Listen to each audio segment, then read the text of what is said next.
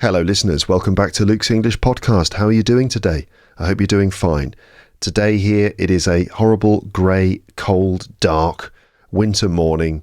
So in a way, the conditions are perfect for staying inside here in my podcasting room where it's nice and warm and cosy. And I can just do another episode of this podcast for you to help you learn English. This time, it's another episode of Learn English with a Short Story here on Luke's English podcast. And as usual, I'm going to tell you a story and then use it to help you learn English. The way this will work is like this. First, I'll read the story to you, and I'm going to start that in just a moment. You can just listen, try to follow the lines of the story, try to understand what's happening.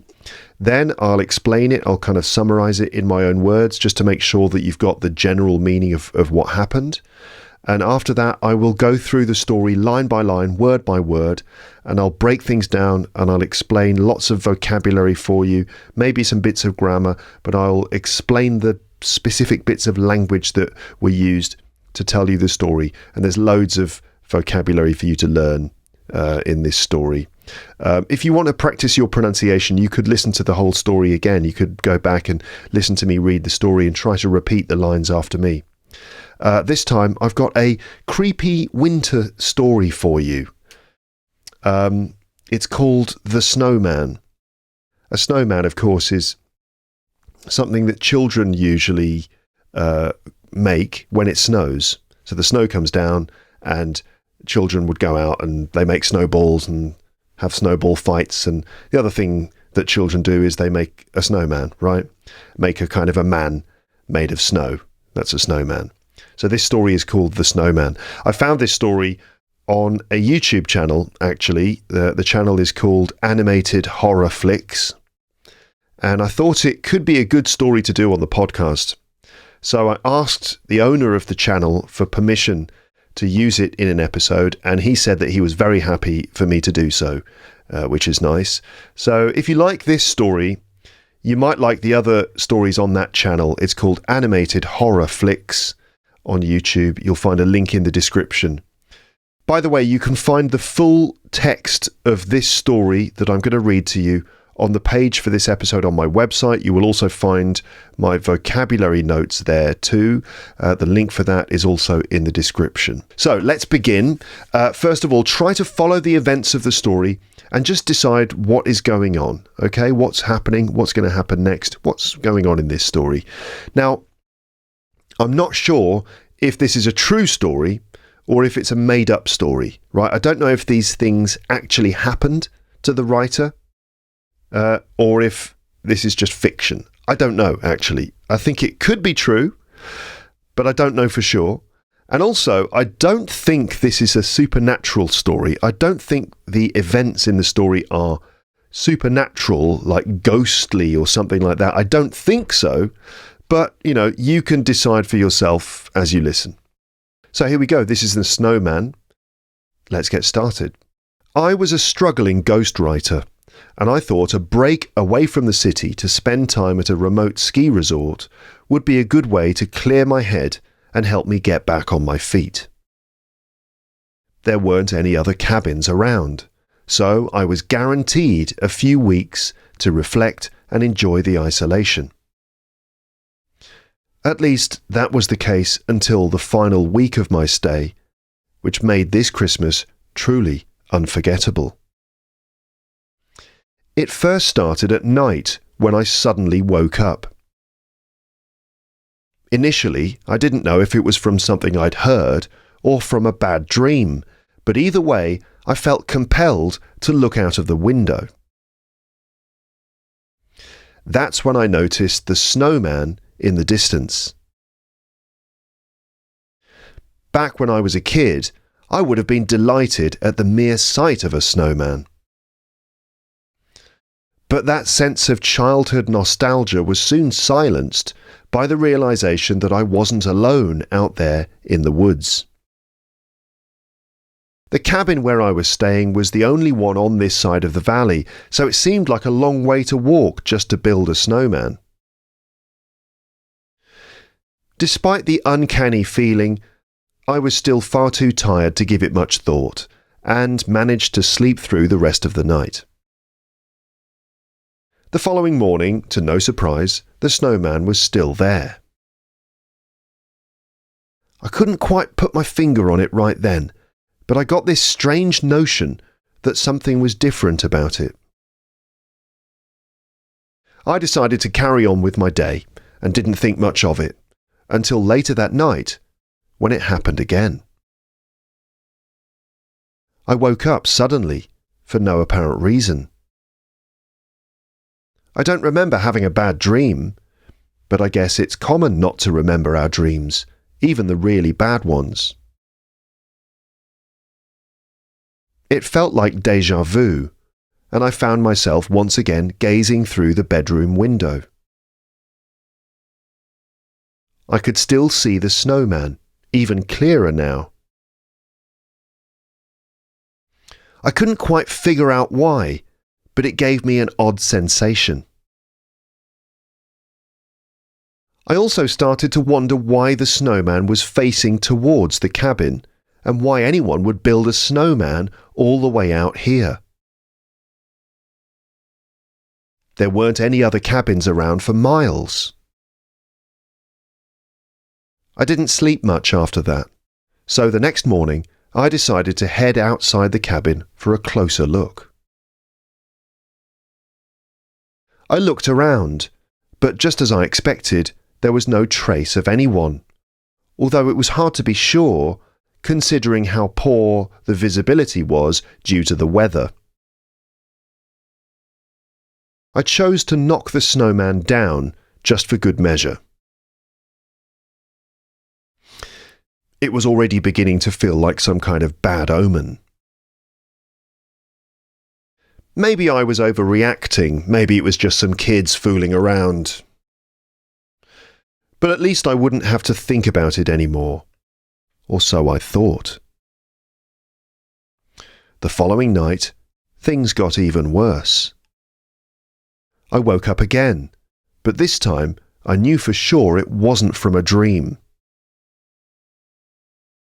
It was a loud thud, like the sound of something hitting the window. I glanced through the window and was shocked to see the same snowman, identical to the day before. I remembered turning in quite late that night, and there was no sign of a snowman when I turned out the lights, so I was pretty sure it wasn't a kid's prank. I mean, who would let their kids out this late to build a snowman? And what was that noise on the window? The last thing I wanted to do was go outside in the blistering cold, but I knew that if I waited until morning, any footprints would most likely be covered by another thick layer of snow. I ultimately got dressed, stepped outside, and walked up to the snowman. That's when I discovered a single set of very large footprints leading from and to the forest. I couldn't shake this feeling of being watched, and that somehow I'd made things worse by destroying the last snowman. So I decided to leave it alone and quickly headed back to the cabin. The bitter cold stayed with me that night as I curled up in bed and tried my best to get warm.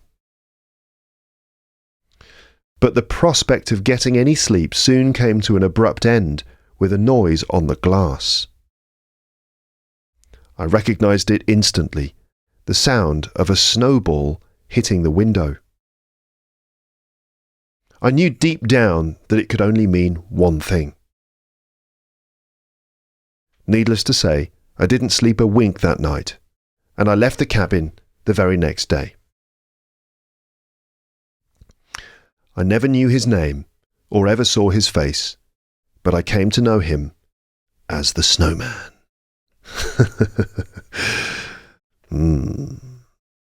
Boo! Ha, got you. Okay, so that was the Snowman. Let me just try and summarise what happened. What did you expect? What were you expecting to happen? I don't know what you were expecting to happen. Were you expecting something? Were you expecting some more action than that? It's more a kind of creepy story that describes a sort of atmosphere. You can see why I think it could be true, but I'm not sure. You can decide for yourself. And also, as I said before, I don't think it's a supernatural story, but I'm not sure. I actually read that story to my daughter. She's nearly 7. I mean, it's a slightly scary story, but she's okay. She enjoys creepy stories like that, and there wasn't anything really violent in it or anything. And her first reaction was that the snowman itself was alive, and the snowman kept coming to stand outside the cabin, and that it was the snowman who was throwing snowballs at the guy's window at night. I don't think that's what's going on, but it's possible, I suppose. I mean, it's some sort of haunted snowman or something. I don't know.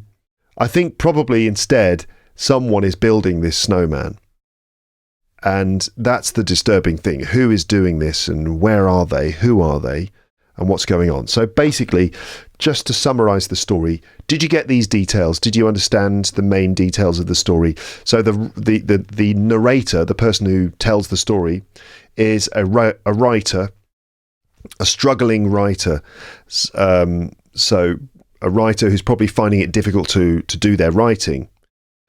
Maybe he's got writer's block. Writer's block is a condition, sort of a thing that affects writers where they just can't come up with ideas. They sit in front of the computer ready to write more stuff, and just ideas don't come. Writer's block. So they just they sit there staring at a blank screen without ideas coming. They can't write. This is writer's block. And I mean, it must be very difficult to write novels, to write to write stories, to write things. You need a lot of inspiration and motivation and stuff. And sometimes those ideas and things just don't come. And when you're in that state, it's called writer's block. So maybe the guy's got writer's block, and he decides that he has to try and find a way of clearing his head. So he goes to stay at a remote ski resort in the mountains, and he chooses to stay in a cabin which is on the far side of a valley where there are no other cabins, right out on the edge of the resort. There are no other people around. It's totally isolated, so he can just enjoy being cut off from the rest of the world, get out of the city, and he'll be able to focus on his writing. He's hoping that this will be a way to fix his writer's block. So out he goes, and he spends a couple of weeks there at Christmas time, which sounds like quite a lonely thing to do. Doesn't spend time with his family. No, instead he's on his own in this cabin in a remote part of the forest, where I expect it snows every night. It's a ski resort. And so the first week is okay. The second week, things start to go a bit strange. And one night, he wakes up in the middle of the night. He's not quite sure why. He feels, for some reason, he feels drawn to the window. He has a look out of the window, and there in the distance, he can see a snowman, which is a little bit strange. It makes him realise that he's not alone in the forest, that there are other people not far away, because there's a snowman that's been built. Okay, bit weird. Something was strange about it. Something felt a bit off. The main thing was that he realised he wasn't alone. There must be other people around without him realising it. Then in the morning, he looked out the window. The snowman was still there, but a little bit clearer. I wonder if the snowman appears to be getting closer. I get the impression that there's a sort of suggestion that this snowman is slowly getting closer to the cabin. Starts off in the distance, you can kind of only just see it, and then it gets clearer and clearer. He remarks that each time he sees the snowman, something is a bit different, and he can see it more clearly. So it seems that the snowman is slowly getting closer to the cabin every time he sees it. Then the next night, after he's seen it in the daytime, he kind of just ignores it. He just thinks, it must be some kids or something who've made it. But then he goes to bed again, and the next night happens again. He wakes up. He's not quite sure why he's woken up. He thinks maybe he had a bad dream or something. He wakes up, and again he feels like he needs to look out the window. He looks out of the window. The snowman is still there, but it seems to be clearer. Again, the suggestion is that maybe the snowman is closer to the cabin this time. I'm not sure quite when maybe he wakes up because he's being woken up by the sound of something hitting the window. He doesn't realise it at first. But that night, he's so disturbed by the snowman, but he doesn't really want to go outside to have a look around. So he waits until the next day. He goes out in order to sort of have a look around, see what's going on, see if he can see any signs of maybe who's done it, And he looks around, but the weather is so bad. It's probably snowing quite heavily. He can't really see much. He can't see any evidence of other people. If there were footprints in the snow, they would have been covered by another layer of snow already. So he can't see any evidence of who's done this. But he's so he's disturbed by it enough that he knocks down the snowman. He just sort of like knocks it down and then goes back to the cabin. And then that night it happens again, and he is woken up by a sound. He doesn't quite know what the sound is. It's a kind of like a thud. And he wakes up suddenly and again looks out of the window. The snowman is back. It's back again. So after he knocked it down, it's returned. It's the same snowman. It's back again. And it appears to be even closer to the cabin this time. And this really freaks him out this time. And he really doesn't want to go outside the cabin in the middle of the night in the snow. But I think he feels so kind of disturbed by it that he chooses to go out and have a look. And all he can see is a set of footprints that that lead to the forest and back again. So, looks like someone has come out of the forest to the place where the snowman is, presumably built the snowman. I mean, the writer doesn't mention there being a lot of disturbance in the snow where the snow has been gathered together to make the snowman. I mean, I'm assuming that would be the case, but that's not mentioned. Anyway, there's a set of footprints that go from the forest to the snowman and back again.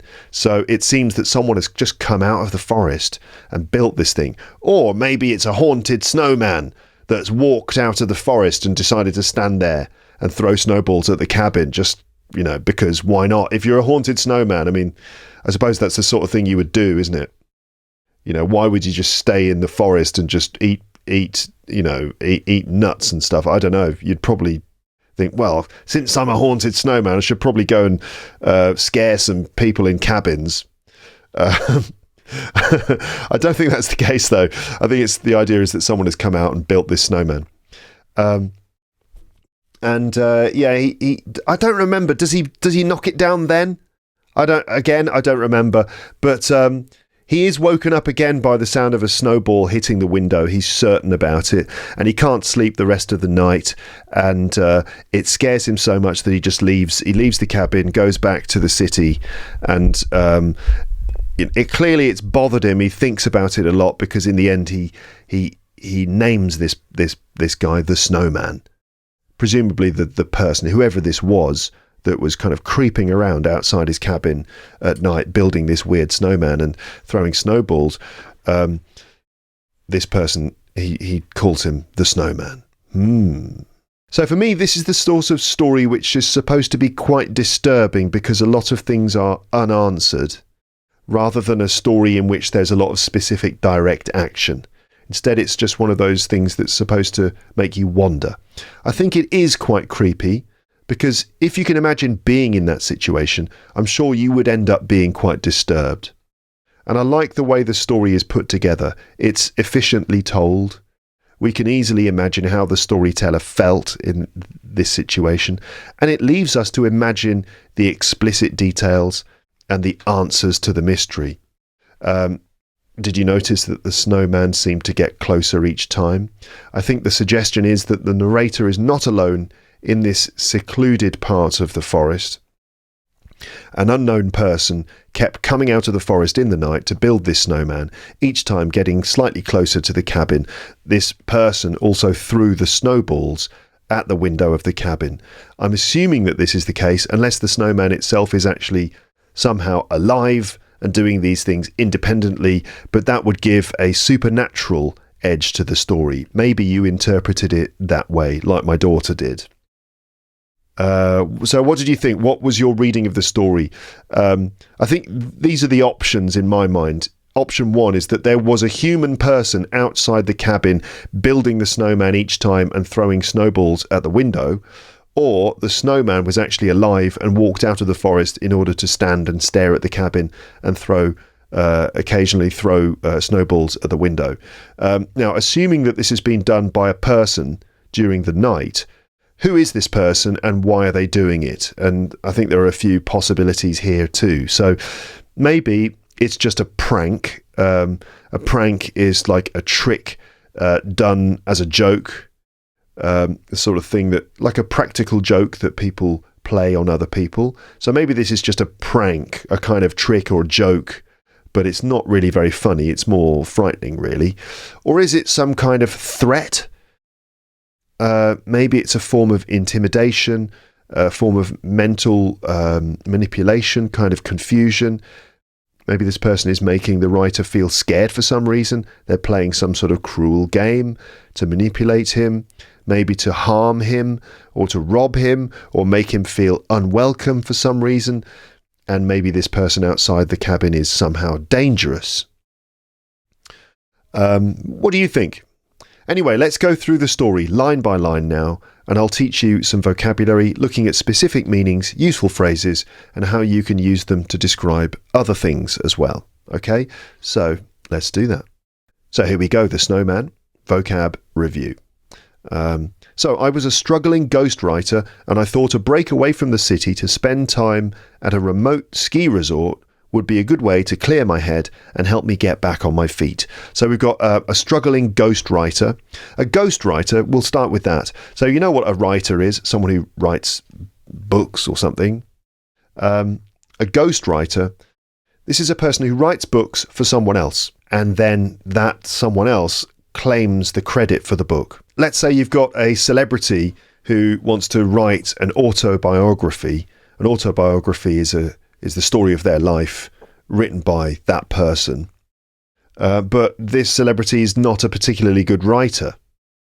They might use a ghostwriter to actually write the book themselves. They might use a ghostwriter to actually write the book for them, but then on the cover of the book, it's the celebrity's name that's written, and the ghostwriter's name is not written anywhere. Right? So a ghostwriter, someone who sort of anonymously writes for someone else. Okay, and there's a lot of people use ghostwriters. It's actually surprising the number of famous writers who use ghostwriters, like someone like Dan Brown, who wrote the Da Vinci Code. Apparently, he used a lot of ghostwriters in the writing of that book. He didn't do it all on his own. He got some other people to do it, and apparently plenty of other famous writers of novels use ghostwriters to do the actual writing. And it might be a collaboration. It might be that the person whose name is on the book kind of gives the ideas, gives the basic framework, gives the kind of the plot line, details of the characters. They just give those details to the ghostwriter, and the ghostwriter does the actual practical work of writing out the text. You know, so ghostwriters very, very commonly used. Someone who writes things for someone else, but their name isn't credited. So a struggling ghostwriter. Struggling means that he was finding it hard. He was having difficulty writing. As I said, maybe he had writer's block. And I thought a break away from the city to spend time at a remote ski resort would be a good way to clear my head. A remote ski resort, so remote meaning far away from other things, right? Just far away from the city, far away from other people. That's remote. Okay, a remote ski resort would be a good way to clear my head. So sometimes if you're struggling, if you can't think of ideas, you can't focus, you can't concentrate, it's because there's too much stuff going on in your head. Maybe you're distracted by all of the things around you. If you're in a busy city, there's noise, there's distractions, So you need to clear your head. And, we clear our heads in various ways. One of the most common ways is to get away from it all, to go out into the countryside, to get away from everyone, to get away from everything. It could be a good way to clear your head, right? To get rid of all of those distractions, all that noise, that mental noise. So go to a remote ski resort to clear his head and help me get back on my feet. So to get back on your feet, this is quite a nice idiom. It means if you're struggling and you're not able to do things as you normally do them, you need to be able to get back on your feet. So a bit like if you've been ill, literally, if you're sick, you have to stay in bed and you can't do anything because you're lying down. But then you recover and then you're able to get back on your feet, which means that you're able to go out and do things again. That's literally get back on your feet, but we can use it sort of metaphorically as well to mean get back to a position where you're able to do things again. For example, if you're struggling with writer's block and you can't work and you're having a really difficult time, you need to maybe go away, clear your head and get back on your feet. There weren't any other cabins around, so I was guaranteed a few weeks to reflect and enjoy the isolation. So to reflect is something that you do in your mind, right? If you reflect, it means think about things. Think about things more carefully. Think about things several times. Okay, to ponder things, to process things, to think about things. Reflect is something that happens with a mirror. Okay, right? So if you look in a mirror, your image reflects off the mirror. Also, if you look in the surface of of some still water, like a pond, your image is reflected off the surface of the water, right? So if you reflect in your mind, it's kind of like you allow your thoughts to kind of bounce back and you look again or think again about things. Right, to reflect and enjoy the isolation.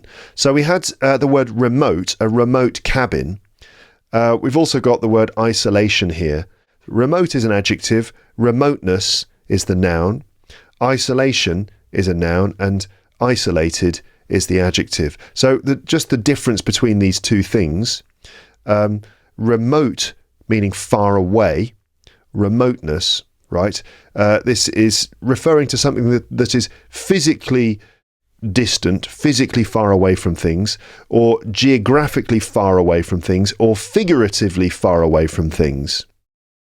Okay, so we talk about a remote village in the mountains. An idea seems to be remote from reality. For example, the suggestion that this is an alien snowman or like a haunted snowman. That idea is quite remote from reality. Here's reality where there are no such things as haunted alien snowmen, as far as I'm aware. And the idea of a haunted snowman is quite far, it's quite remote from reality, right? A remote cabin is one which is far away from civilization then. An isolated cabin, so isolated just means disconnected or alone and not connected to other things. So they're very similar, but remote refers to physical distance, really, in a literal sense, and sort of distance in a figurative sense.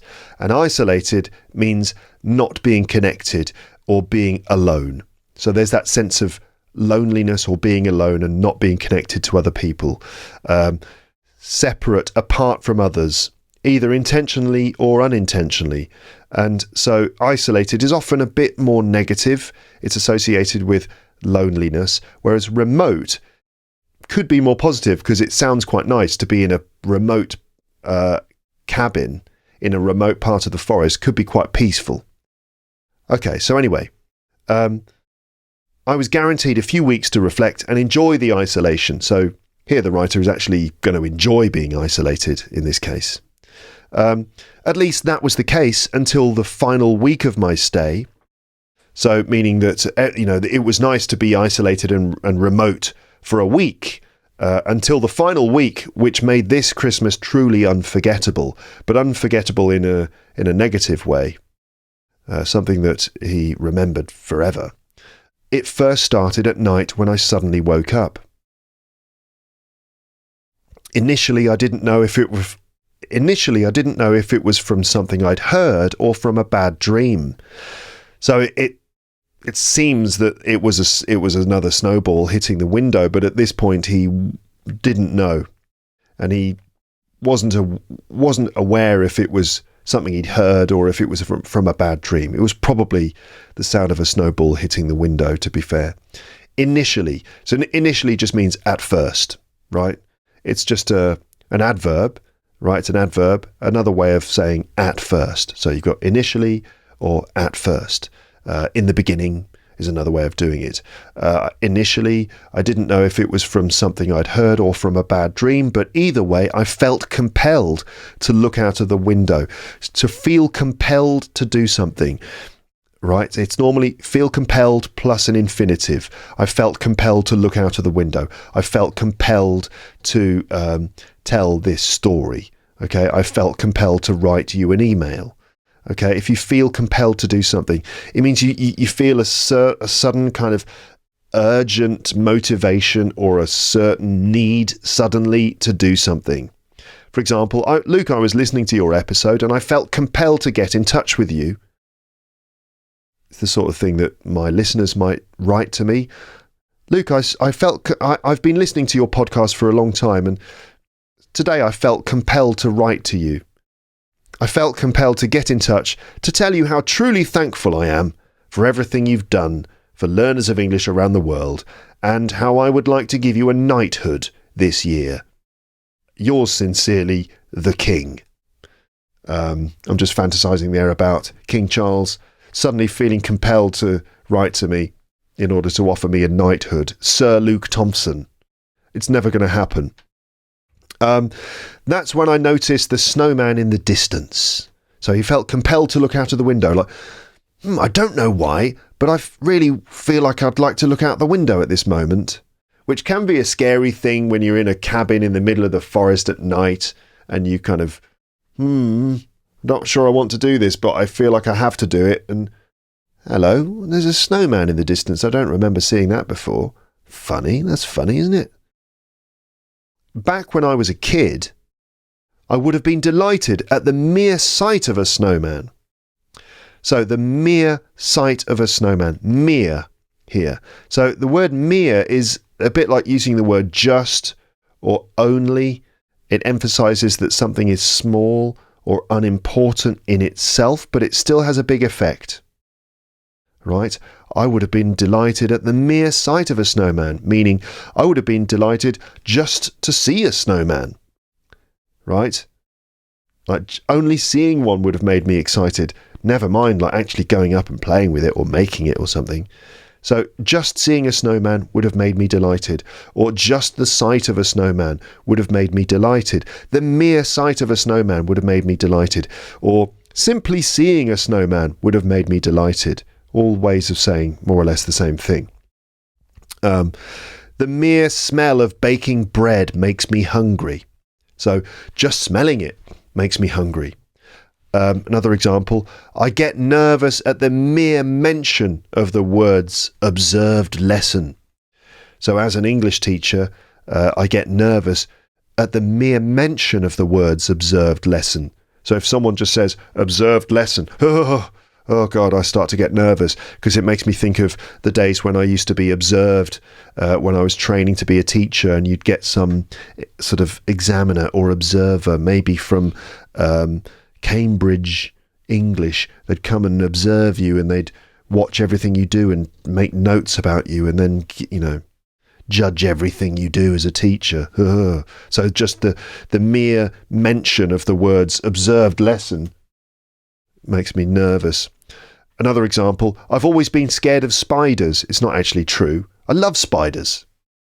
Anyway, I've always been scared of spiders. The mere sight of one in the bath would make me run screaming from the building, only to return with a flamethrower.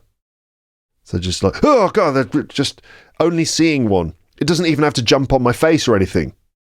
Just seeing it would make me run from the building and then come back. Just torch the entire building and entire house.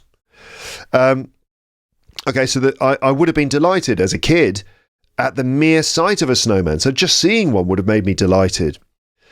But that sense of childhood nostalgia was soon silenced by the realization that I wasn't alone out there in the woods. So he kind of, that quick moment of like, oh, a snowman. And he remembered and felt slightly nostalgic about his childhood. So when you feel nostalgic, it's when you have a sense of nostalgia, it's like when you look back at the past and you feel that nice warm feeling. That's nostalgia. Oh yeah, I remember when I was a kid. Yeah, I used to get really excited if I saw a snowman. But this sense of nostalgia was soon silenced. So stop. It was stopped by the realization. Ding. Oh, hello. When he realized that I wasn't alone out there in the woods. So he opened the window, or opened the curtains or whatever, had a look out. Oh, a snowman. Huh? Oh, so I suppose I'm not alone out here in the woods then. There must be other people around. Or someone. Okay. The cabin where I was staying was the only one on this side of the valley. So it seemed like a long way to walk just to build a snowman. So the cabin where I was staying was the only one on this side of the valley. This side of the valley. Now, you know what a valley is, right? You've got a mountain, two mountains. Between the mountains, you've got a valley. And probably at the bottom of the valley, there's a river or something. So this is the valley. It's the space between two mountains, or a part of where the land goes down, maybe to a river or a road at the bottom. The cabin where I was staying was the only one on this side of the valley. So valleys have sides, right? You've got this side and that side of the valley. Mountains also have sides. The sides of mountains are usually the broader, lower parts of the mountains. Mountains also have faces as well. And these are the upper parts of the mountain, the steep upper parts that you might climb with ropes and stuff to reach the summit of the mountain. Bit of mountain vocab for you there. The summit or peak of the mountain, that's the top that you try to get to if you're a mountain climber. Then you've got the mountain faces. These are the probably very steep parts that you need special equipment to climb up.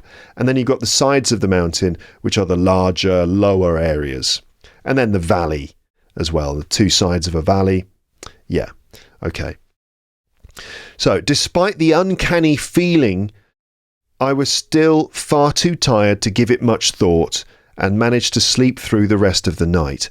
So, despite the uncanny feeling, so what kind of feeling is this? What kind of feeling is an uncanny feeling? Well, uncanny is basically something that feels strange or mysterious or unsettling, something that makes you feel kind of disturbed, often because it's strangely familiar or difficult to explain. So something uncanny, strange, because it's sort of familiar or difficult to explain. It could be either of those things. Okay? For example, imagine looking at a robot, like a really advanced robot that's running with like advanced AI, and the robot is designed to look like a human, and it looks a lot like a human, but it's not human. You would say that's quite uncanny, right? It's strange, slightly disturbing, because it looks so close to being human, but it's not. So that's an uncanny feeling. So you could say the robot's uncanny resemblance to a human made everyone uncomfortable, which is kind of the disturbing thing about these advanced robots, is that there's something strangely familiar about them. Even those ones that walk on four legs. You know, the ones that walk on four legs and open doors and climb over piles of rocks and fire machine guns and stuff. You know, those ones, there's something uncanny about the legs, the way the legs move. They're like, look a bit like animal legs or human legs sometimes, but it's a robot. It's a bit disturbing. They have an uncanny resemblance to animals sometimes. Another example, the magician's trick. A trick by a magician. The magician's trick was so uncanny, no one could figure out how it was done. So just strange because it was difficult to explain. So in this case, in the story, it's a strange feeling because it's hard to explain the presence of the snowman. Something just feels a little bit off about it. Something's not quite right here. So, despite the uncanny feeling, I was still far too tired to give it much thought and managed to sleep through the rest of the night. So to give it much thought, to give something thought. It's interesting because of course we say to think about something, as you know, but also you can give something thought. I was too tired to give it much thought, to give it a lot of thought. So that's just interesting to notice that we can say to give something thought rather than just say to think about it, right? And also to give it much thought. I didn't want to give it much thought. I was too tired to give it much thought, meaning I didn't want to think about it much. Okay, and those things are slightly different. I don't think about it much, and I don't give it much thought. Those things are slightly different. I don't think about it much sounds a bit like you're saying, I don't think about it very often. I don't think about it very regularly. I don't think about her very much. Could mean I don't think about her very regularly. And I don't give her much thought means that I don't think about her for a very long time. I don't think about her very deeply. I don't give her much thought.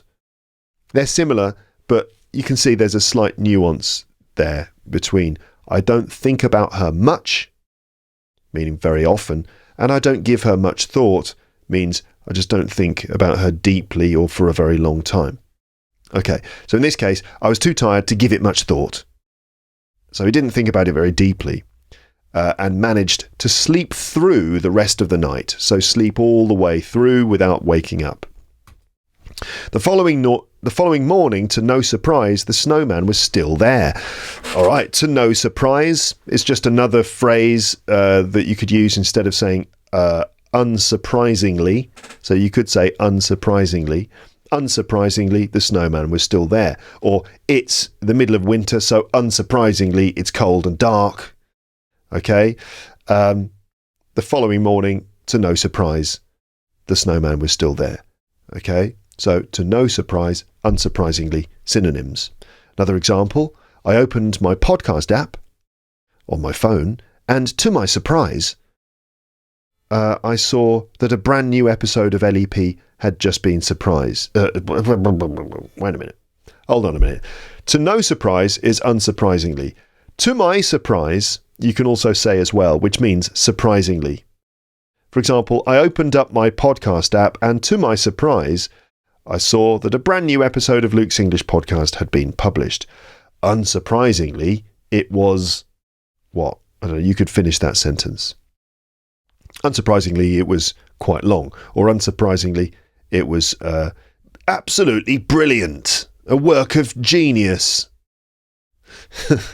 Next. I couldn't quite put my finger on it right then, but I got this strange notion that something was different about it. I couldn't put my finger on it. So, put your finger on it means define, identify, recognize, or explain something. Just couldn't quite put my finger on it. So I couldn't put my finger on it means I couldn't really explain it. I couldn't define it. Couldn't identify or explain exactly what it was. In this case, the feeling I was having. Right? So you know that something is strange or wrong, but you just can't quite explain it. You can't quite put your finger on it. All right, another example. There was a strange atmosphere in the room. It was like something was not quite right, but I just couldn't put my finger on it. Another example, his face seemed strangely familiar, like I'd seen him before, but I just couldn't put my finger on it. No matter how hard I tried, I just couldn't put my finger on it. And then he shouted, "Stop poking me in the face with your finger!" Oh, sorry. Sorry. I met a man and his face seemed very familiar, but I just couldn't put my finger on it. No matter how hard I tried, I just couldn't put my finger on it until he shouted at me, "Stop poking me in the face with your finger, you idiot." Sorry. You seem very familiar. I just can't put my finger on it. I know, get your finger away from my face. Obviously, we're not literally putting our finger on something. It's just an idiom. I just can't put my finger on it. There's something strange about that. I can't quite put my finger on it. And it's different to that expression when you can't think of the word. If you can't think of the word, like, no, what's that word? It's just, what's his name? What's his name? You know, that actor. It's, he's in that, you know, he's in those films. You know, the one, the actor, the American one. And the, you know,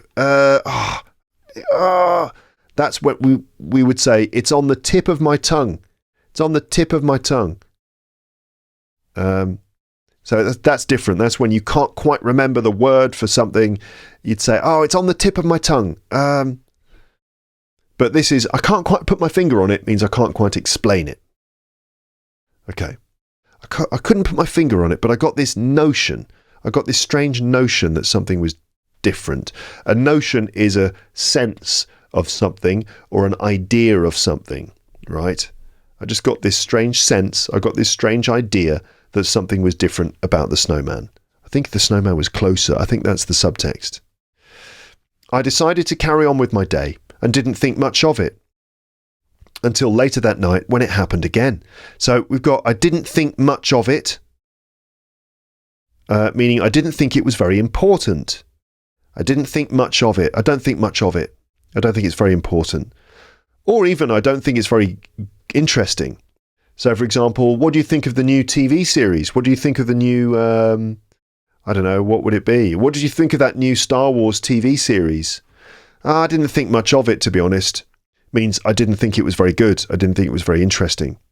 So that's I didn't think much of it. Let me just highlight that here. I didn't think much of it, really. Didn't think it was very interesting or important. And I didn't think about it much. Remember that one? I didn't think about it much, meaning I didn't think about it very often or for very long. And I didn't give it much thought, means I didn't think about it very deeply. Okay.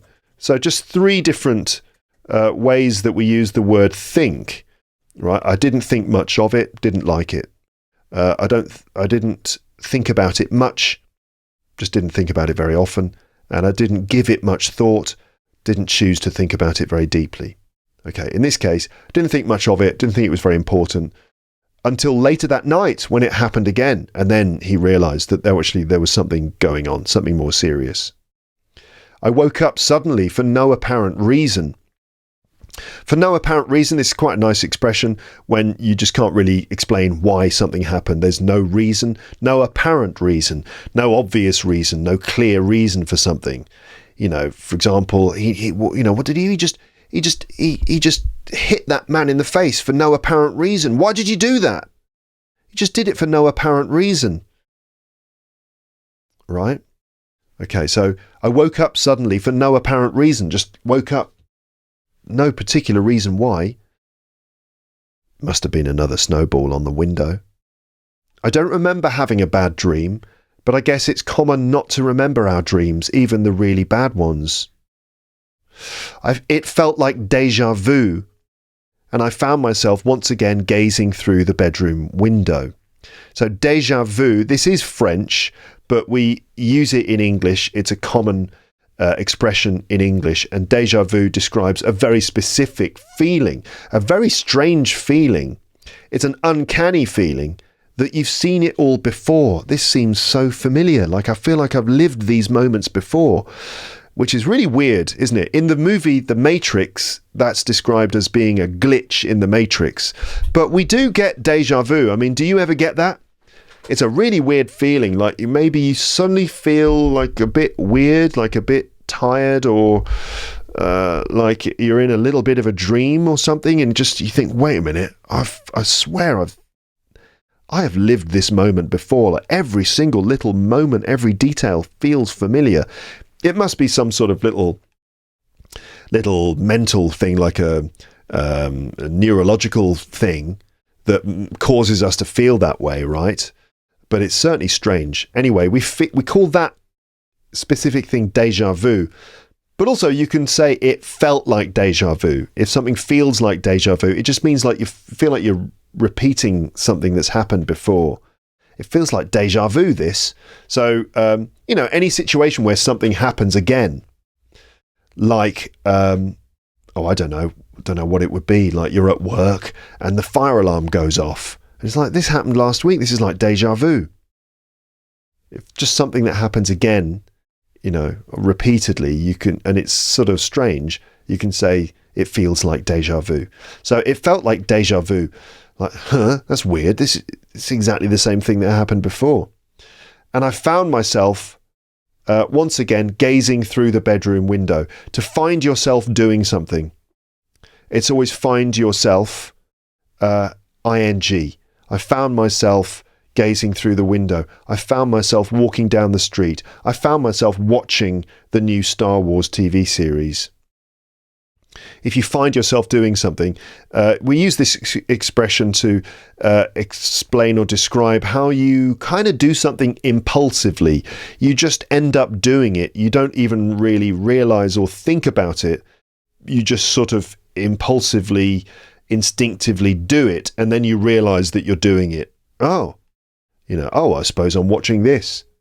I found myself watching. It was late at night. I found myself watching I found myself watching this old movie. I just ended up watching it. I chose to watch it without even really realizing it. So it felt like deja vu, and I found myself once again gazing through the bedroom window. So there was obviously some sort of like instinctive impulse to look through the window again. And then he realized, okay, I'm looking through the window. I found myself looking through the window. Going back to déjà vu again, this, as I said, this is French. Déjà vu means basically, literally, word for word, means seen before or seen already. Déjà means like already or before, and vu is like seen. So it means seen it before. Okay, it felt like déjà vu, and I found myself once again gazing through the bedroom window. Gazing meaning looking. I could still see the snowman even clearer now. I couldn't quite figure out why, but it gave me an odd sensation. So couldn't quite figure out why. So to figure something out means to work something out, to understand why. Okay, it's normally in American English to figure something out, to work it out, to understand it, understand why. In British English, we tend to say to work something out. I couldn't work out why this snowman kept appearing outside the window. I just couldn't work it out. I couldn't figure out why it was happening. Okay, and I couldn't quite figure out why. It means I could almost do it. I could almost understand it, but I couldn't. I still couldn't. So it's like, you're trying to understand it, and you're just close to understanding it, but still not really understanding it. So I couldn't quite figure out why, but it gave me an odd sensation. So again, that uncanny feeling being described of seeing this snowman again and going, this feels really weird and not quite right, and I don't really know why.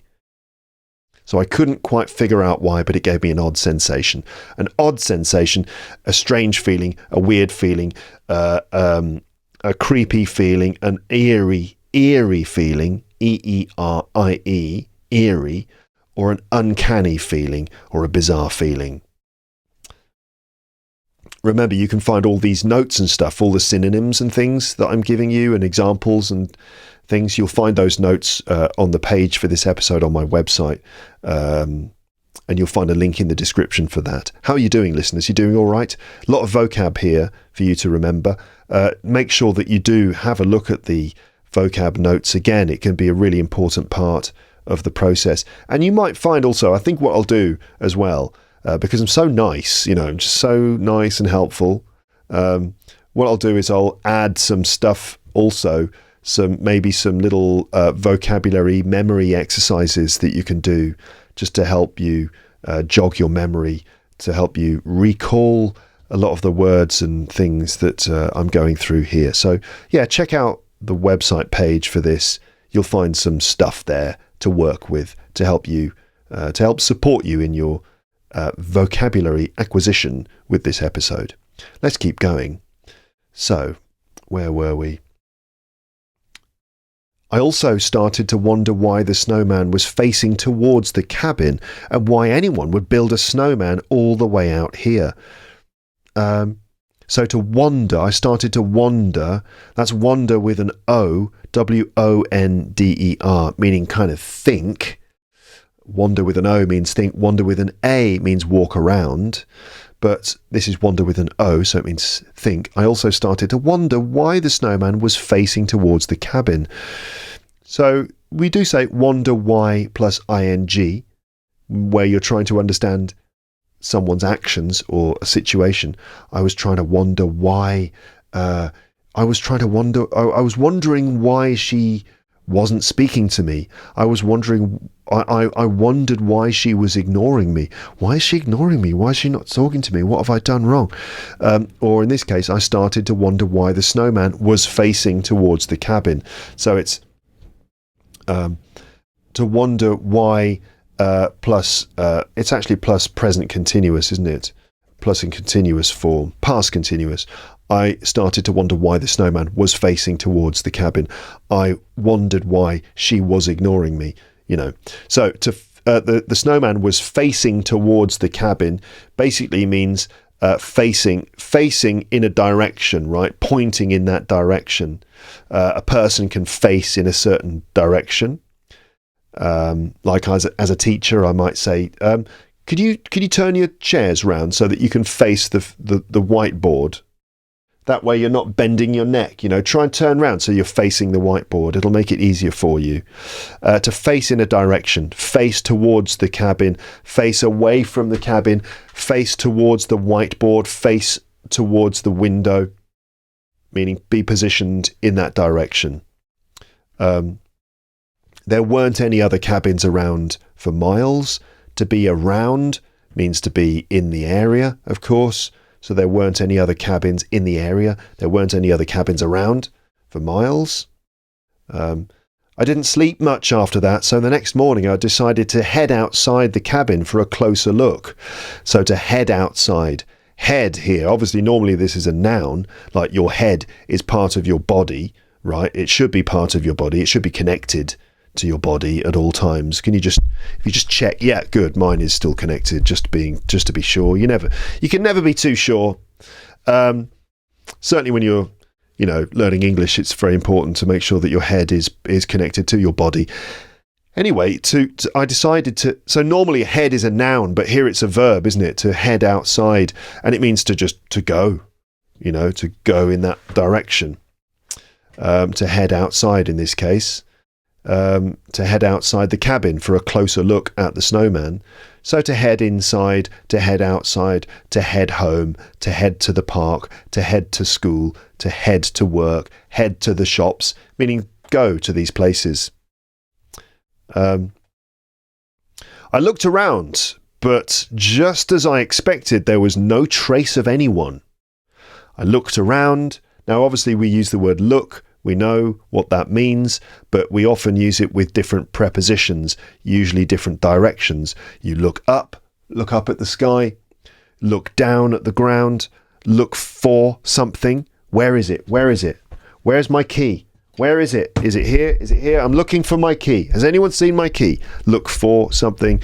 To look into something would be to look inside something or look inside a situation, like investigate. The police are looking into it. There's that old joke. Did you hear about the crime at the nudist colony? No, it was, did you hear about the hole in the wall at the nudist colony? Someone put a hole in the wall at the nudist colony, but it's okay, the police are looking into it. So a nudist colony, this is a random joke out of nowhere. I've told this joke on the podcast before. I've told most jokes on this podcast after nearly 1,000 episodes.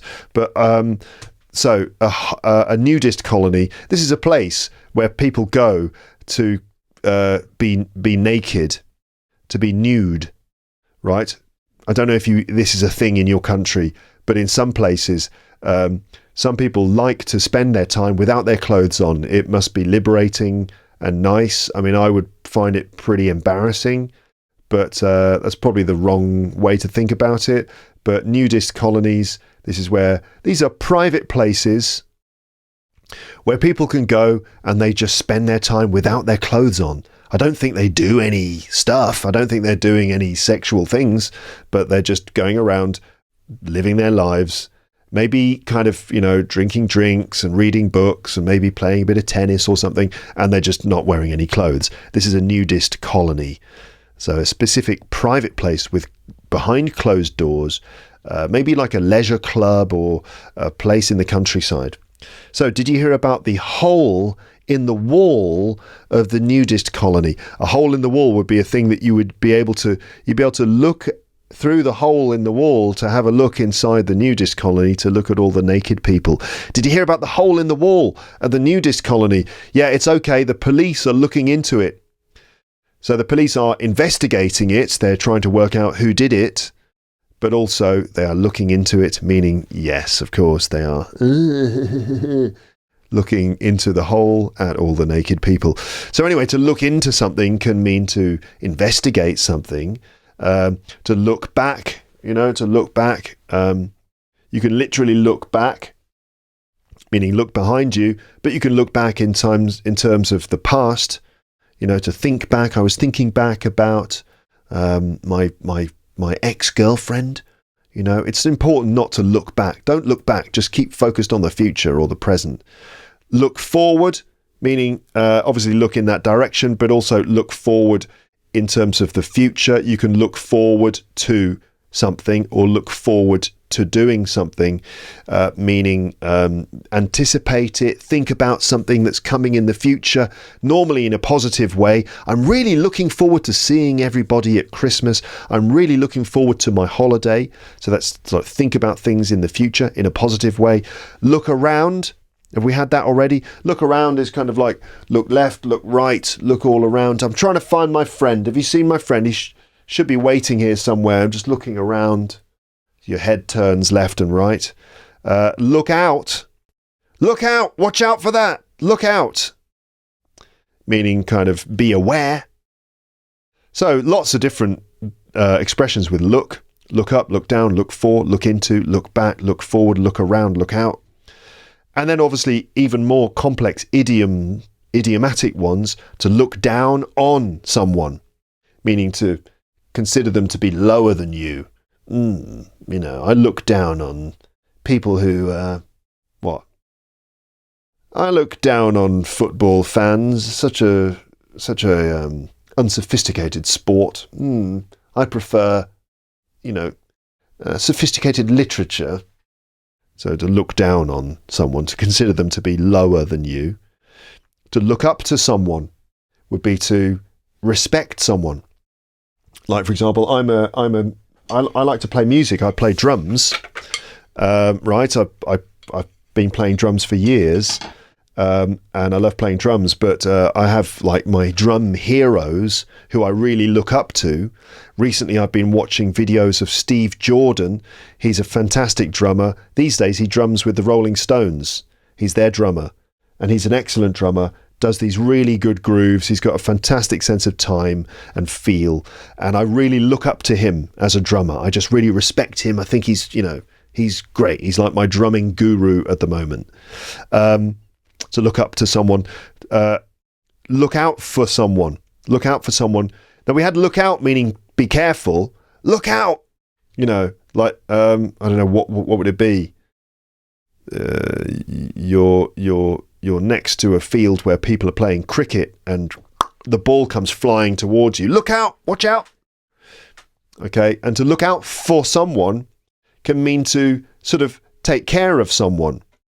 Okay, like it's Billy's first day at school today, all right? So you're his older brother. Could you look out for him? Meaning kind of like keep an eye on him, take care of him. And to look in on would be to kind of check someone. So like Billy's doing his homework in his bedroom. I'm just going to look in on him, and you open the door. You all right, Billy? How's it going? You okay? Still doing it? All right, excellent. To check up on him. Look in on him. Okay, loads of different expressions just with the word look. Anyway, in this case, I looked around. So he's gone out into the snow, and he's now looking around trying to see if there's anyone around. Are any kids playing around here or what? He's looking around, but just as I expected, there was no trace of anyone. So a trace is a trace of something would be something left behind that would indicate the presence of something. So no trace of anyone. So leave no trace. Like, this is a thing when you go in the countryside, when you go walking in the mountains, they say that you should leave no trace that you were there, meaning you shouldn't drop any litter. You should leave the place untouched, unaffected. So a trace of something is like something left behind that proves that you were there. Okay, in this case, there was no trace of anyone. There were no footprints on the ground. Nothing left to indicate that people had been there. There was no trace of anyone. Sometimes you see, when you look at the ingredients on a packet of something, like I'm looking at a jar of coffee right now. They don't say this in coffee normally, but sometimes you say, be careful, it may contain traces of nuts. Traces of nuts. So this would mean tiny amounts of nut that might be in the food. Maybe these are tiny amounts of nuts maybe nuts were in the factory when the food was being made, and some small amounts of nut might have got into the food. So they're very, very small amounts. They're traces. So no trace of anyone, meaning no small indications of that someone was there. Traces of nuts would mean very small amounts of nut. I looked around, but just as I expected, there was no trace of anyone. Although it was hard to be sure, considering how poor the visibility was due to the weather. So the visibility was poor. Visibility is, how clear the conditions are.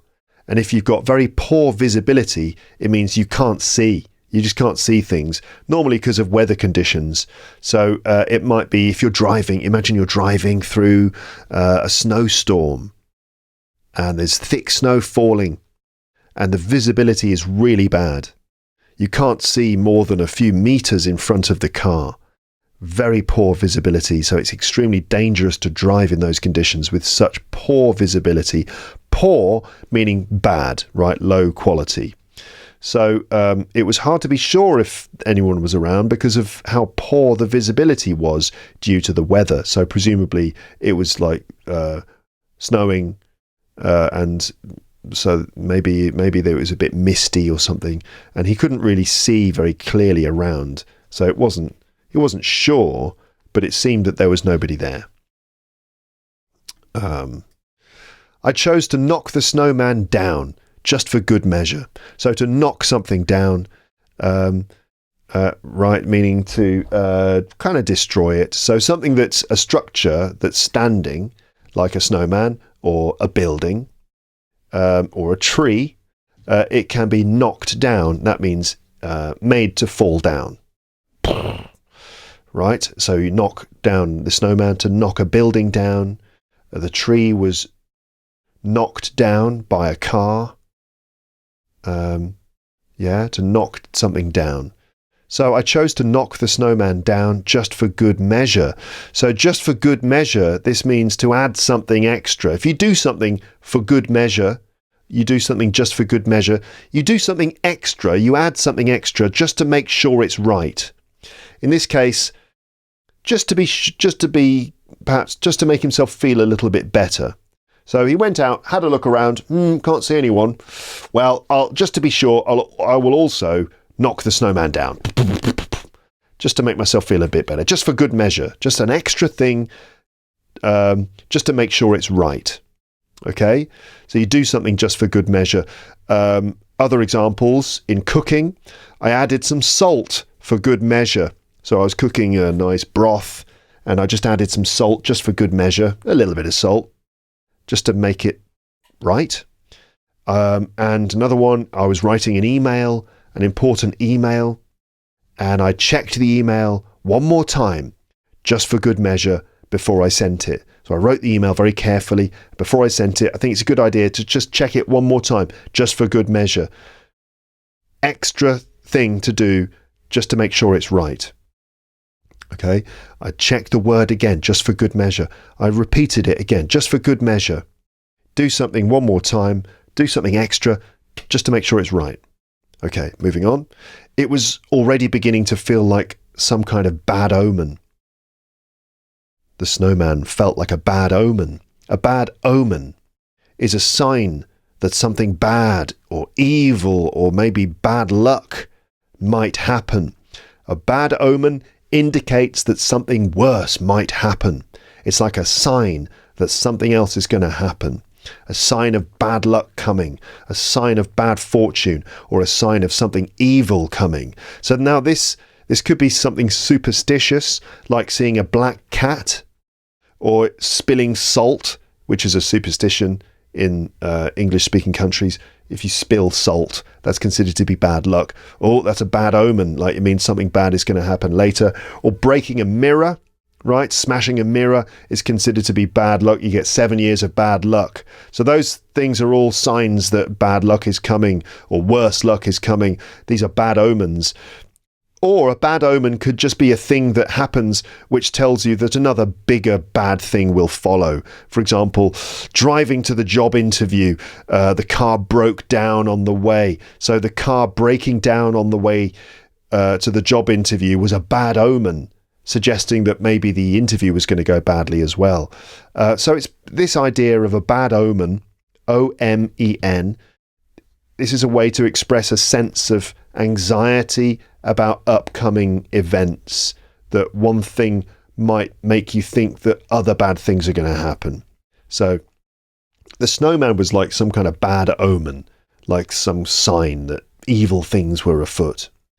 Maybe I was overreacting. Maybe it was just some kids fooling around. So to overreact is to sort of react or respond to something in a way that's too much. Like your emotional or behavioural reaction is too extreme if you overreact.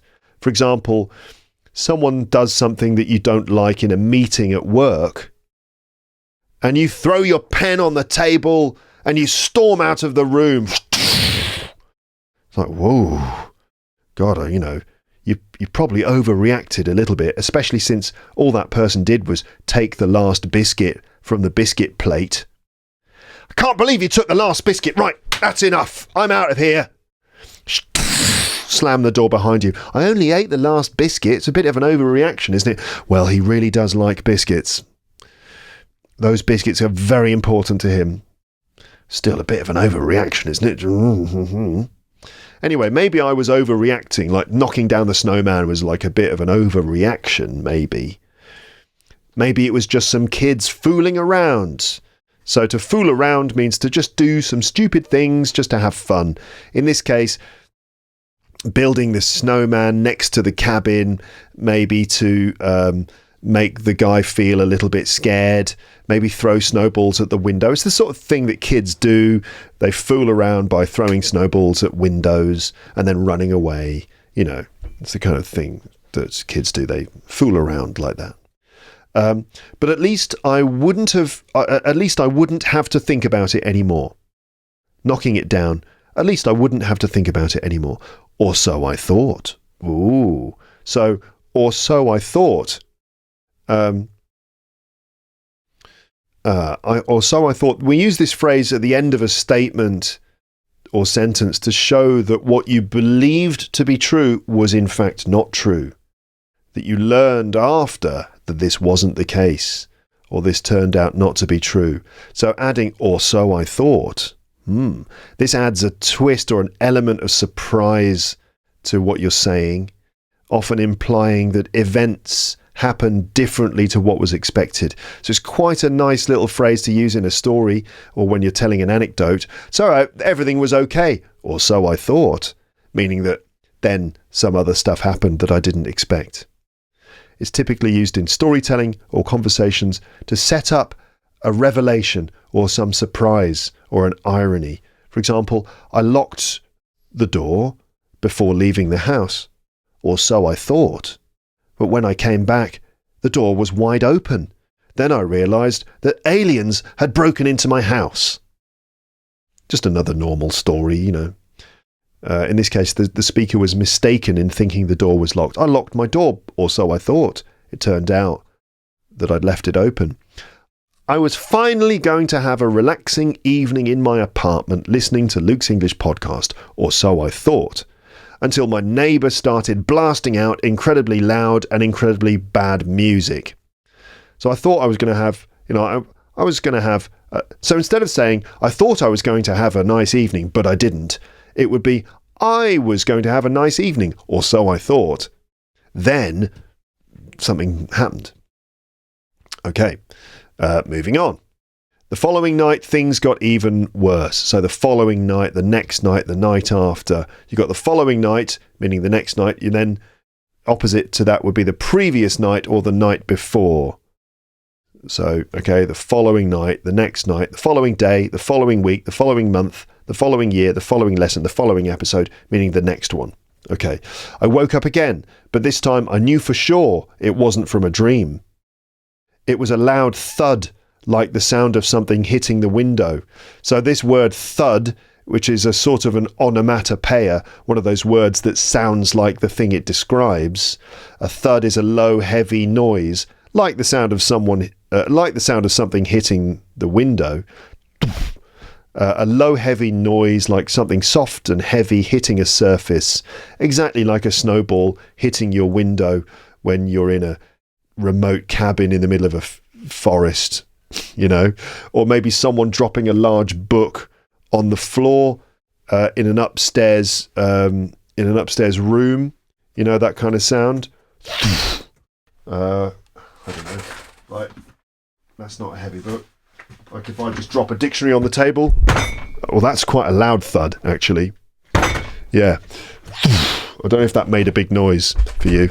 Or, the sound of, someone dropping a book or hitting a snowball, or a body falling on the floor after being shot with a poison arrow by a ninja. That's the sort of reference. You're like, I'm still not sure what the word thud means, Luke. Book hitting on a table, snowball on a window, still not sure. A body hitting the ground after it's been hit by a poison arrow from a ninja. Right, now I know what thud means. Thank you.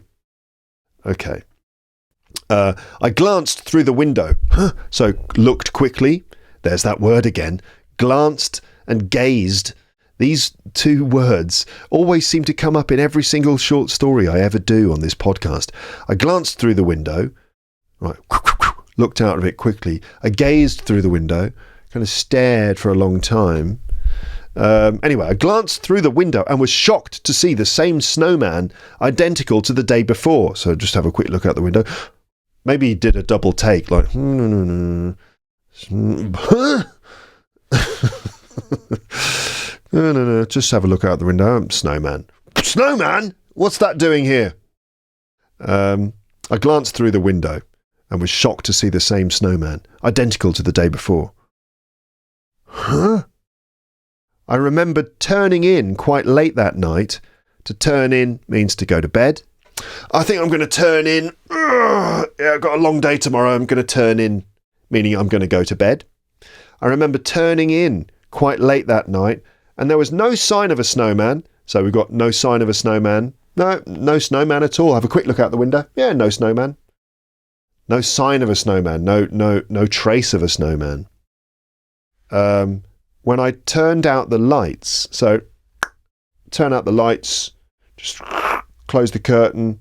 Yeah, there was no snowman out there, was there? No, definitely not even a sign, no indication of a snowman at all. So I was pretty sure it wasn't a kid's prank. So there's that word prank, again, like a trick that you would play on someone. In this case, building a sort of creepy snowman outside their window every night, getting a bit closer each time to freak someone out. Or other pranks would be like, putting something on the floor so you fall over and break your neck and die. Hilarious prank. Anyway, so there was no snowman when he went to bed, and it was dark outside. So he was pretty sure it wasn't a kid's prank, because kids wouldn't be outside after dark in the middle of the night. No parents would let their kids out at that time. Yeah, I mean, who would let their kids out this late to build a snowman?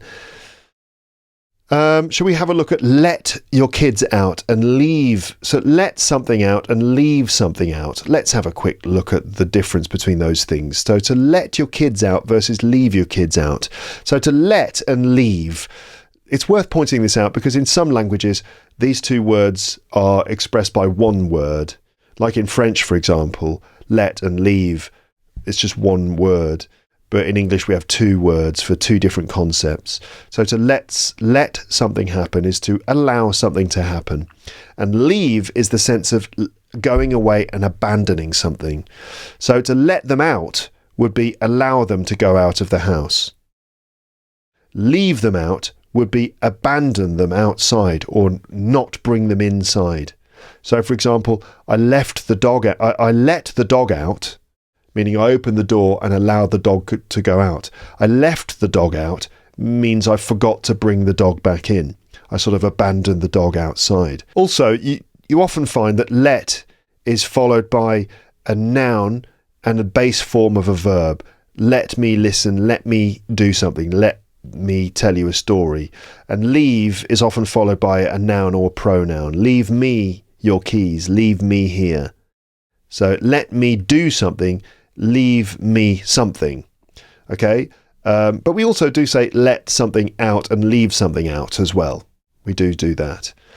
Little quiz for you, everyone. Is it let or is it leave? Okay, is it let or is it leave? So this one, me alone. Just me alone. There is leave, right? Leave me alone, meaning abandon me or go away from me. Leave me alone, I'm trying to focus. How about this one? You can the book on the table. You can just the book on the table. You can leave the book on the table. Just sort of abandon it on the table. I've got this book for you. Yeah, you can just leave it on the table. That's fine. Another one. I think you should him go. I think you should just him go. I caught a fish. Isn't it fantastic? What shall I do with it? What shall I do with it? I think you should just let him go. Let him go. Back in the water. Another one. Don't me out of the game. I want to play. So this is like some people are playing a game and you're not included. Oh, don't me out. Don't leave me out. Don't abandon me. Right? And another one. Don't forget to the dog out. Don't forget to the dog out. Don't forget to let the dog out. Yeah. So let meaning allow something to happen. Leave meaning leave something alone or abandon something. Okay. So in this case, who would let their kids out this late to build a snowman? You know, what parents would say if the kids are like, so it's 12:30 at night on a freezing night out here in this remote part of a forest. We're just going to go out and build a snowman, okay? Yeah, sure, out you go. Make sure you come back before 3 a.m. No. So it's not some kids. It's not kids playing a prank. And what was that noise on the window? The last thing I wanted to do was go outside in the blistering cold. The blistering cold, extreme cold, the biting cold, the freezing cold. We use that expression to talk about the weather, the temperature outside. The blistering cold, meaning extreme cold. All right. Blisters are little spots that appear on your skin in certain conditions. Normally, if you've got a new pair of shoes and you walk around for the day in a new pair of shoes, you get blisters on your feet, right? Blistering, you get normally the blistering heat, so hot that it gives you blisters. In this case, it's the blistering cold. I don't know if cold can actually give you blisters, but anyway, you get the idea. It's just a way of saying extreme cold. The last thing I wanted to do, meaning I didn't want to, go outside in the blistering cold, but I knew that if I waited until morning, any footprints would most likely be covered by another thick layer of snow. Footprints are these impressions or marks on the ground from people's feet. So you get footprints in the snow, footprints in the mud, okay, footprints on the ground, the mark of someone's foot where they've been walking. I knew that if I waited until morning, any footprints would most likely be covered by another thick layer of snow. Of snow. So most likely, meaning probably, like very probably. they would very probably be covered by another thick layer of snow. So likely means probably, right? And likelihood is probability. What's the likelihood of it being some kids? I think the likelihood is quite low, right? It's not likely to be kids doing this. Okay. All right. Next. I ultimately got dressed, stepped outside and walked up to the snowman. Ultimately here means at the end of a long process. So this means that he thought about it a lot or struggled to make a decision, and in the end he chose to get dressed and step outside. I do like the way the story is written because there are these little details that make you realise that there is a lot going on. So I ultimately got dressed, stepped outside and walked up to the snowman without saying I sat and thought about it again and again and again and I couldn't quite decide. Without saying that, we just get I ultimately got dressed, which suggests that there was a process going on where he struggled to make a decision, and in the end he chose to get dressed and to step outside. Ultimately and eventually is similar, but different. So eventually means after a long time, and ultimately means at the end of a long process, you see. So we waited and waited at the airport, and then eventually the flight was announced after a long time. But ultimately means after a long series of things have happened or at the end of a long process. We complained to the manager, so we had a bad time in a restaurant. Okay, there was a slug or a worm in my food. And I said to the waiter, "Excuse me, what's this worm doing in my food?" And the waiter said, "Looks like, what's this worm doing in my soup? Looks like he's swimming, sir." What? I think I'll have to complain to the manager. This is unacceptable. So we complained to the waiter, then we spoke to the manager, then the manager spoke to the chef, and ultimately they decided that they would give us a free meal.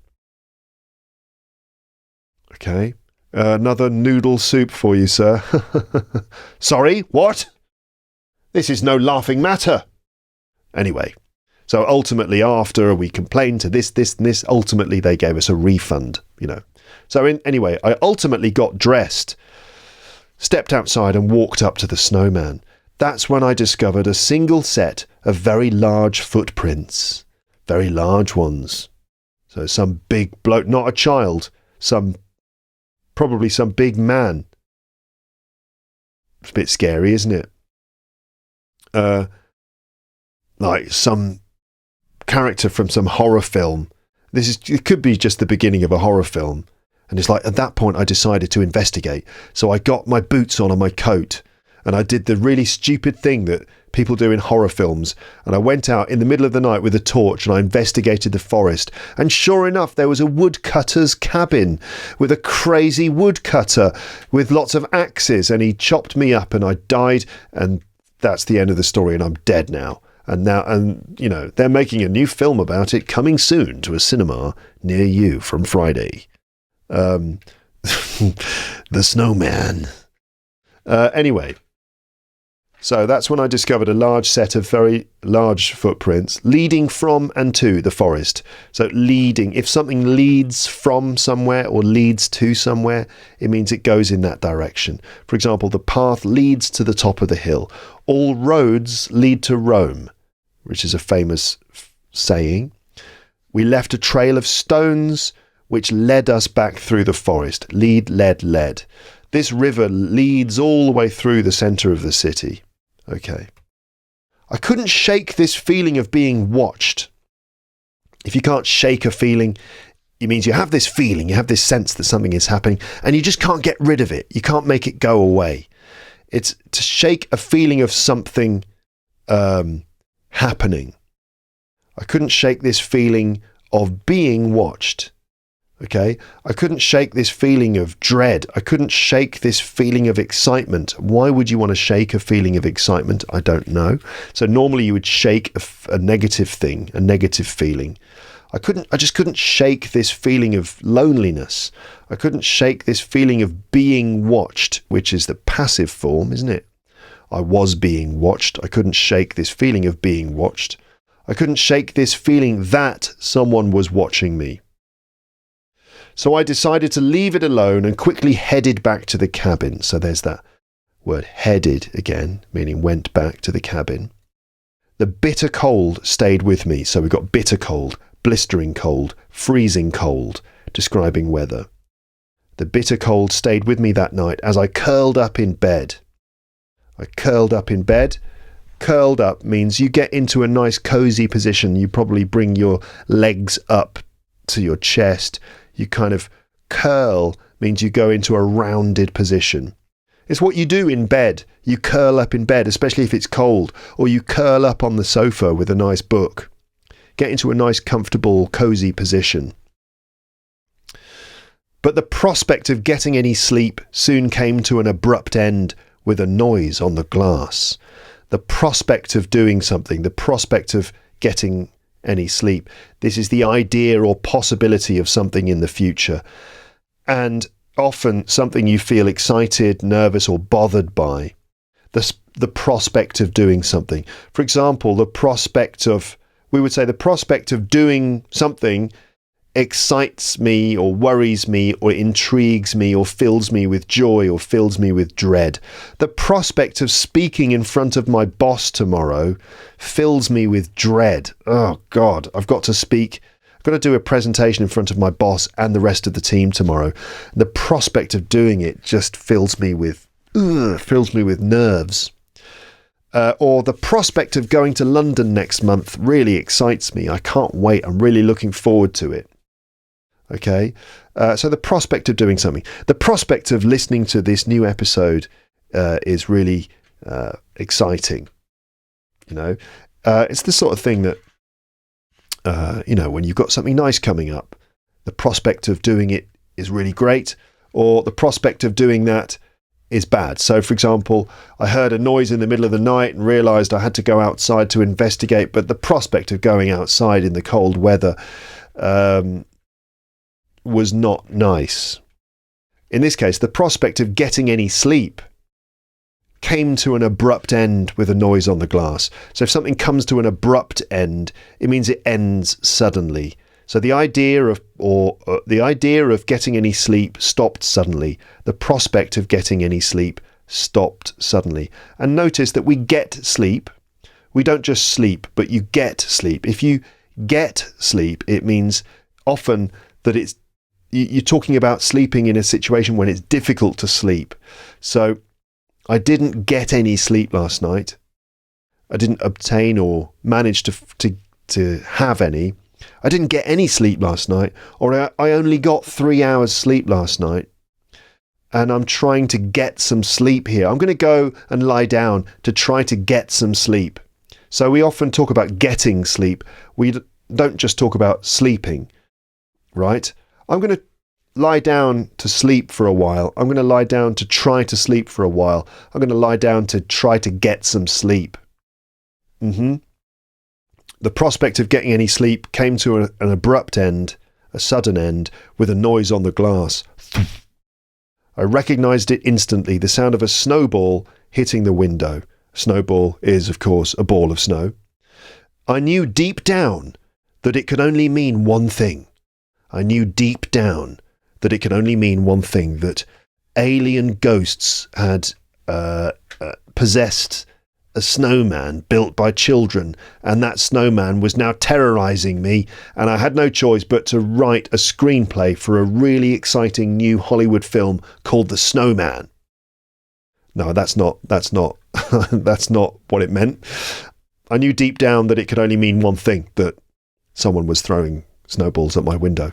So if you know something deep down, it means you know it deep inside yourself, but perhaps in the front of your mind, you don't really want to admit it. So knowing something deep down or feeling something deep down is a gut feeling that you might not realise or might not act on.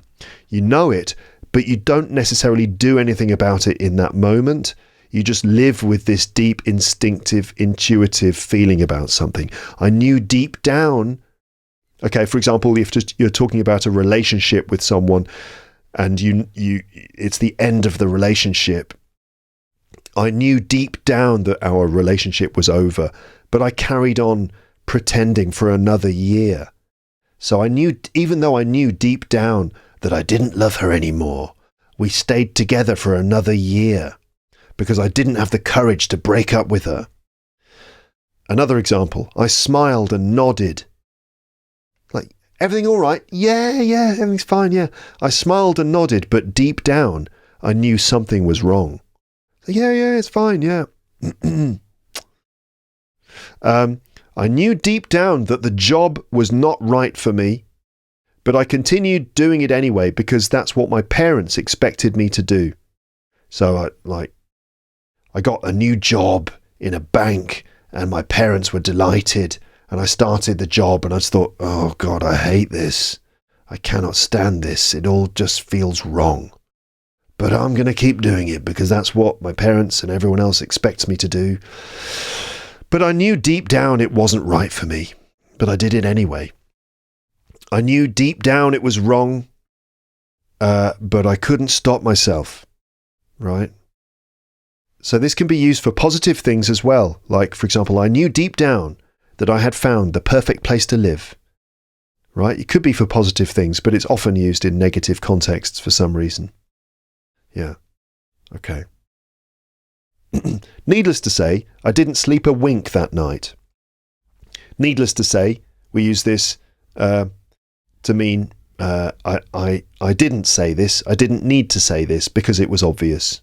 Or I don't need to say this because it's obvious, but I'm saying it anyway. It's a bit like saying, of course. Of course, I didn't sleep a wink that night. Or I don't need to say it, but I didn't sleep a wink that night. Or needless to say, obviously, I didn't sleep a wink that night. If you didn't sleep a wink, this is another expression about sleeping, of course. If you don't sleep a wink, it means you don't sleep at all. No sleep at all. All right? So a few different expressions about sleeping. We've got to sleep. Obviously, I slept well last night. To get some sleep, when we're talking about difficulty sleeping, or when sleeping is something you're trying to obtain or achieve. I only got 3 hours sleep last night. It took me ages to get to sleep, or I'm going to try to get some sleep. Or finally, I managed to get a really good night's sleep last night. I feel much better. Right? And then I didn't sleep a wink. I didn't sleep at all. Not even one single wink. A wink is when one of your eyes closes and opens quickly. Right? Didn't sleep a wink last night. And then he left the cabin very early the next day. I never knew his name or ever saw his face, but I came to know him as the Snowman. So I came to know him as the Snowman. To come to know someone as something, this suggests that he gradually became familiar with this person. Not because he met him again and again, I think, but because he thought about this a lot afterwards, and in his mind, after reflecting on this and thinking about it a lot, in the end he came up with this name, calling him the Snowman, this mysterious person that was out there doing weird things outside the cabin. Either the snowman itself or the person who apparently kept building it and then throwing snowballs at his window. I never knew his face or ever I never knew his name or ever saw his face, but I came to know him as the Snowman. What did he want? Why was he doing that? Maybe he's just like, do you want to come and play snowballs with me? Maybe that's, look, I built you a snowman. I don't think it was as sweet as or as innocent as that. But who knows? It's the kind of unknown aspect of this that's sort of creepy and interesting, isn't it? I think so. So there you go. That was the end of the story. And so I'm always curious to get your comments. So what do you think about the story? Who was the Snowman? Why were they doing it? What was your interpretation of it? Were you like my daughter? Did you think that it was the snowman itself that was walking around and throwing snowballs? Or is it someone else who's done it? What's going on? Do you think it's a true story or not? I don't know. But leave your comments under the episode. Don't forget to visit the page for this episode on my website, where you'll find all of the vocab notes plus the full text of the story. Plus, I expect some exercises that you can use to help you practice using the vocabulary, to help you remember it and stuff like that as well. And a reminder to check out animated horror flicks on YouTube for plenty of other short stories like this. Thanks again to the owner of that channel for letting me use this story in this episode. On the channel, Animated Horror Flicks, link in the description. There are lots of other creepy stories there. They are short, I think always less than 10 minutes each time. They're read out in British English with animations too, like cartoon animations. And the author used to be an English teacher, apparently. I emailed him to ask for permission. He replied saying, actually, yes, I used to be an English teacher as well, so I would be delighted for you to use the story in your episode on your podcast. So yeah, short, creepy stories in British English with animations. I think it should be good content for fans of my podcast, so you can check them out. Okay, that's the end of the episode. Thank you so much for listening and watching, and I'll speak to you next time. I hope you're doing okay out there in podcast land. Well done for getting all the way through to the end of this episode without sort of freezing into some sort of frozen snowman or something like that. Hope you're having a nice winter, that you're keeping yourself warm. If you are in the southern hemisphere when you listen to this, or indeed if it's just summer or warm because you're listening to this later, then good for you. I hope you're nice and toasty and warm, and that you're not too hot, that you're keeping cool. Basically, everyone out there, I hope you are currently experiencing, the optimal temperature and weather conditions for you. And if you're not, then, good luck out there. Okay? All right, that's the end of this. Speak to you in the next episode. Season's greetings and all the rest of it, and I'll speak to you soon. But for now, it's time to say goodbye. Bye. Bye. Bye. Bye. Bye.